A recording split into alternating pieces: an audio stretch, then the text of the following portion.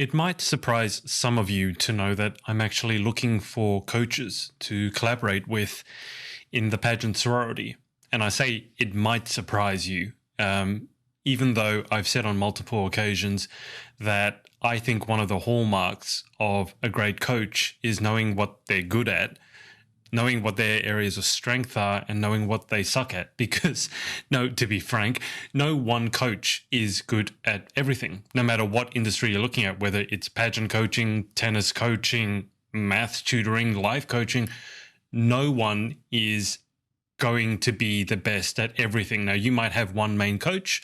That's fine.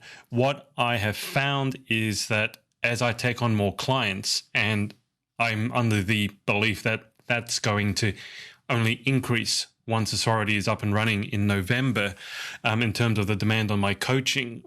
My one-on-one time is going to be at a premium, as it is for all of us, right? You can't really scale your time. You can be more productive with it, but you can't duplicate yourself. And what I'm finding more and more often is that my clients, and these are clients who are going to be walking some of the biggest stages in the world, on the international stage, or some of these clients have already done that.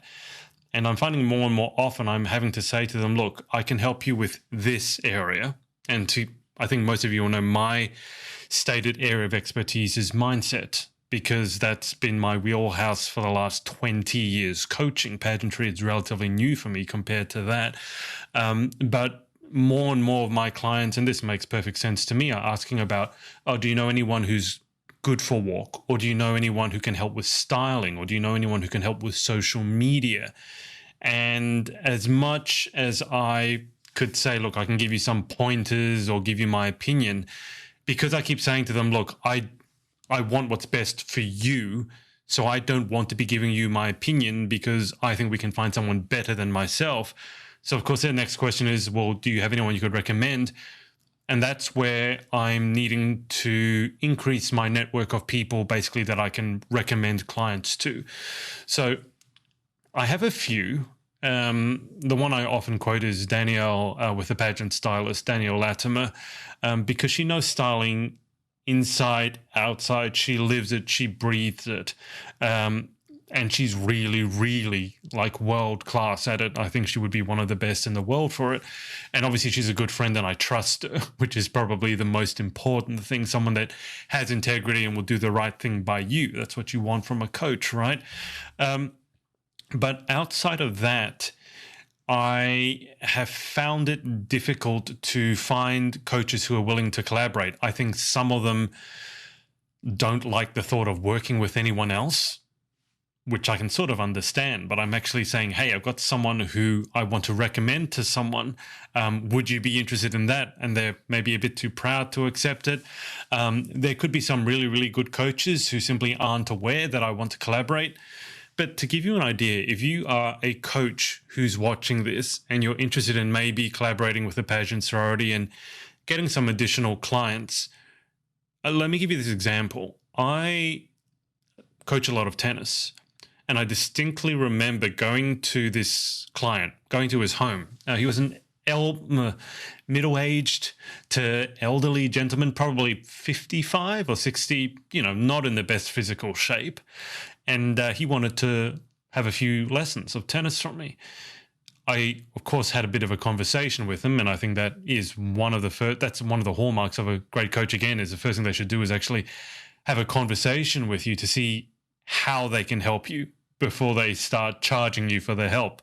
But as it turned out, one of the other coaches who I had worked with previously had actually coached this guy before. And so, of course, I don't want to go over stuff that he's been taught before, but obviously I want to know what he's been taught so I can get a lay of the land, so to speak. And as it turns out, this previous coach had taught this 55 to 60-year-old kind of out of shape man that they were working on his forehand. If you don't know anything about tennis, it's, if you're right-handed, you take the racket back in your right hand and you hit the ball, right? It's probably the easiest shot for a lot of people. And this coach, bless him, had tried teaching him the same fundamentals that Rafael Nadal. And if you don't know who Rafael Nadal was, I probably can't help you. Look him up. But let's just say in tennis, he's definitely one in the conversation for greatest of all time. Okay, that level of magnitude, maybe the Catriona Gray of tennis, if you want to put it that way, for many of you. But he had taught this 60-year-old out-of-shape gentleman to do a forehand like Rafael Nadal. Now, the big issue I had with it was that Rafael Nadal is an elite athlete, right? In amazing shape. And one of the things that really worried me was his coach had taught him about upper torso rotation. If you're watching the video, you can see this. If you're listening on the podcast, just imagine. So you turn, so your left shoulder is facing forwards, and then you're supposed to rapidly turn as you hit the ball all the way around. So now your right shoulder is facing forwards. And, you know, that rapid sort of upper body rotation, quite violent upper body rotation, it's all well and good for someone who's an elite athlete. But I think you can see my sort of concern when it comes to getting a 60-year-old out-of-shape man to suddenly start violently twisting his spine, right? And look, to top it off, I mean, the thing is, if it works, it works. But this wasn't working because it takes a great deal of coordination to turn your torso through 180 degrees and still have your eye on the ball and still make good contact. So a lot of my first lesson with this guy was actually spent helping him unlearn that, which was difficult because he'd been sold on this idea that if he did this, he'd hit his forehand like Nadal. Turns out no, because what had worked for Nadal is just not going to work for you because you didn't have the same level of fitness. But my point is this, that previous coach had the same technical qualifications as I did. And so in tennis coaching, there are formalized coaching qualifications you can get. He had the same qualification as I did. He'd had probably roughly the same amount of experience as I've had in terms of the number of years, probably a little bit less, but he certainly wasn't new to it.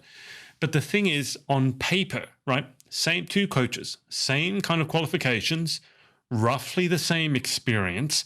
And frankly, he'd probably played more tennis than I had growing up, because if you hadn't heard the story, I taught myself tennis probably when I was in my early 20s. It certainly wasn't something that I was just blessed at or had some innate talent at growing up, and I didn't play it a lot growing up. I had little to no formalized lessons in it. I just loved it, decided I wanted to teach myself because I couldn't afford lessons. But because I had to teach myself, I became very good at analyzing what worked and what didn't, what the best players in the world did that was different to other people. So my point is, on paper, we look the same. You might even have favored him because he had a bit more playing experience. But the result, the end result for the client, was going to be a lot better with me, I'd like to think, not because of any qualification I had, but it's a strength that I think as a coach, this is what I'm really looking for in someone I collaborate with. And it's called strategic thinking, right? Or strategy. And that's a skill that, and I keep saying Danielle has this skill when it comes to styling. You listen to someone, you ask what help they need, but you don't just jump in straight away and say, oh, you need to do this. You need to buy XYZ dress, or you'll look so good in the color red. Let's just get you in the color red.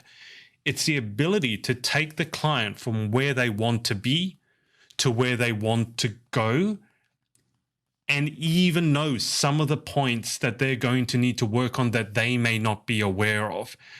And I say this because every time, I think without exception, every time I've worked with a pageant coaching client, they've come to me and they've had this presenting issue. Let's say it's confidence, or they just, they want to do better at interview. And that's the presenting problem.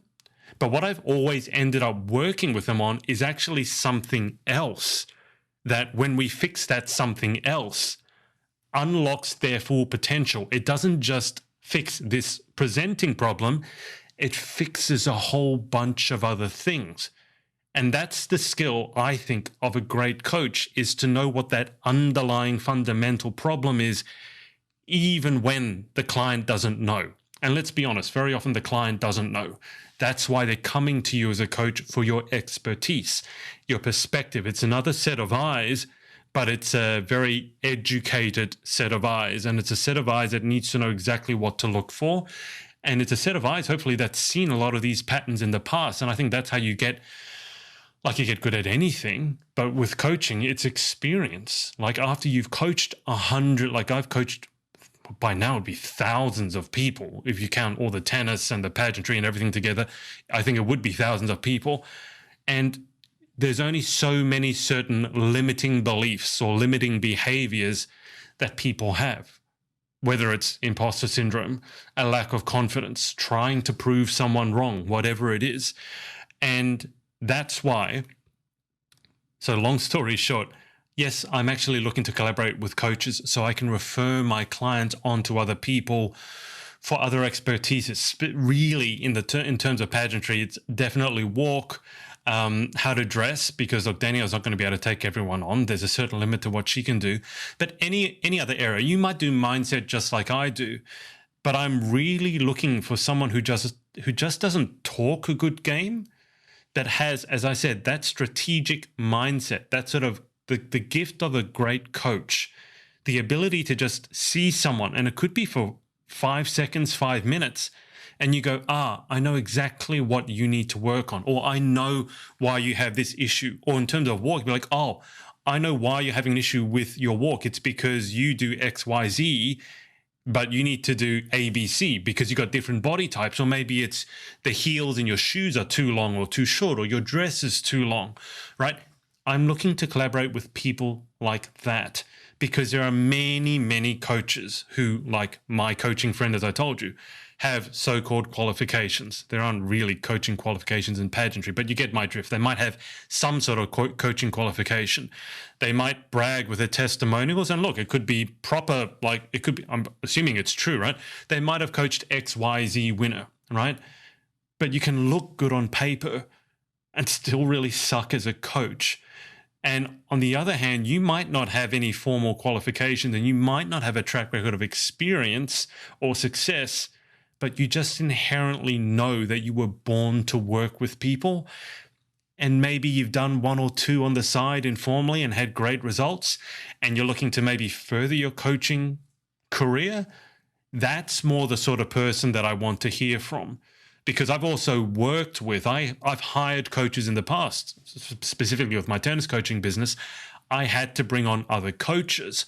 So I know what it's like to help other coaches grow in terms of growing their business, growing their skills. And I'm sure that I would have a lot to learn from you. This is not just a one-way street. I'm definitely not coming to you as, you should listen to me. I'm the best in the world. Listen to everything I say and do it my way. I know a lot, because I've been doing this a long time, but I'm equally aware that we all have something that we can teach one another. So if you are a coach who, look, common sense, you have to have integrity. You have to put the client's needs first, and you have to be able to keep a secret. Like a lot of this stuff, you work confidentially, right? That's a common sense stuff. But specifically beyond that, I'm not necessarily looking for someone who's got glowing qualifications or has coached 1 billion people. That would be cool, like especially if it's a formalized coaching qualification or you've coached some big names and you really helped those big names, by the way, right? It wasn't like they were going to succeed no matter who they worked with and you just happened to tag along, but you really helped them. But also, if you don't have that, but you just kind of know that you want to get into coaching and you've got that sort of servant heart, that servant mindset, and you love helping people, then drop me a line. You can either send me a DM. It would be better if you emailed me, just because I'm losing track of some of the requests. So you can email me on info@thepageantproject.com or send me a DM and just say, hey, I'm looking to, I saw this video, I listened to this episode, I'm looking to get into coaching, or I'm already doing coaching. Here's why I think I'd be a great fit to collaborate with in the sorority. Of course, I'm going to expect that you join the sorority before I refer clients to you, just so you know what I'm about. There might be some financial arrangement we can come to there, but I certainly do not want to be recommending someone to my clients when I haven't seen what you're about. I just won't do that. I'd rather, as bizarre as it sounds, I'd rather teach them wardrobe or walking than just refer them on to someone who I have no idea whether they know their stuff or not. So if that's you, drop me a line and we can have a conversation. And worst comes to worst, we just go, okay, not going to work out. We'll go our separate ways. No harm, no foul. But DM me or email info@thepageantproject.com. And I'd love to build my network of coaches so that no matter who comes to me, no matter what issue they have, I can refer them on to someone. And hopefully, look, if you need to get help, you have a client that needs help with their mindset, hopefully you can refer them on to me as well. As I said, hopefully this can be a two-way street. But that's it for today's episode. So I'm definitely on the headhunt for good coaches, great coaches, coaches who have integrity, willing to put their customers first, their clients first, and willing to go that extra mile as well. I think that's important to say. I'm not looking for someone who punches the clock. I understand if your client has paid for an hour, you don't want to go for 5 hours and that you might have a busy schedule. Sometimes you do have to wrap things up. But I'd like to work with people who aren't going, oh, well, I could help you more, but your time's up. See you next week. I'm not a big fan of that. Having said that, I don't have any problem with you charging what you're worth, right? And I actually wish more people would do that. So there's a bit of a give and take balance here. Let me leave it there. As I said, drop me a DM, send me that email, info@thepageantproject.com, and I'll speak to you again tomorrow.